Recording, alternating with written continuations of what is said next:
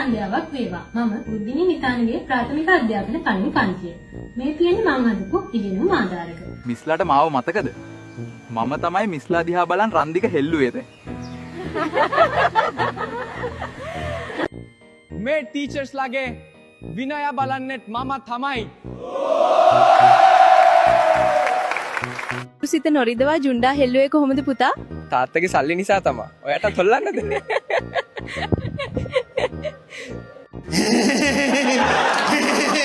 දවසේ වීරයා විදිහට මොනවද කියන්න තියෙන්නේ? මම හිතනවා මම තමයි ඉස්කෝලේට ආඩම්බරයක් ගෙනාවු එකම ළමයා මම කියලා. මම අද ඇවිල්ලා ඉන්නේ නාලන්ද ඉස්කෝලේ රට පුරා ප්‍රසිද්ධ කරපු පුංචි පුතෙක්. එයාගේ මේ විශේෂ දක්ෂතාව ගැන අපි එයාගෙන් මහමු. ඇත්තටම මම මෙතෙන්ට එන්න ගොඩක් මහන්සි වුණා. හැමදාම ඉස්කෝලේ ගියා. දන්නේ නැති දේවල් මැඩම්ලට වීඩියෝ කෝල් අරන් අහගත්තා. තව හැමදාම හිරිපොද වැස්ස නාට්‍යයක් බැලුවා. ඇත්තටම කෑල්ලක් ටෝක් කරගන්න බැරි කොල්ලෝ 1000ක් අතරේ මේ වගේ කොල්ලෝ තමයි සුපිරි කොල්ලෝ.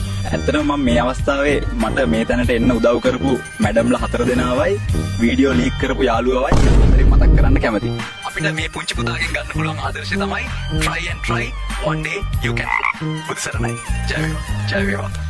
මචං යාළුවෝ විශ්වාස කරලා ෆෝන් එකේ ලොක් එක නම් ඇරලා දෙන්න එපා. ඔහෙම වුණොත් උන් ඔබට අරිනවා. අපි ගැන ඔයාලා වැරදියට හිතන්න එපා. ඒක අපේ තරහකාරයෙක් කරපු වැඩක්. ඒක AI වීඩියෝ එකක්. දැන් අපිට පාරේවත් බැහැලා යන්න බැරි වෙලා තියෙන්නේ. අපි ඉක්මනටම මේක කරපු කෙනා හොයාගෙන නීතිය ක්‍රියාත්මක කරනවා. මට මගේ පවුලක් නැති වුණා.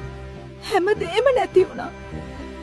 මේක කරපු එකාට නම් හොදක් වෙන්නේ නැහැ. අනේ ටීචර්ලා මට ගහන්න මේ වෙලාව අරගෙන. හරි සහත්. පුතා රැ වෙලා වීඩියෝ කොල් එකන්නකෝ. අපි දෙන්නම් මට දඩුවම් ගො. ඒ වීඩියෝ එකේ ඔන්නේ මම නෙමෙයි. ඒක AI එකක්.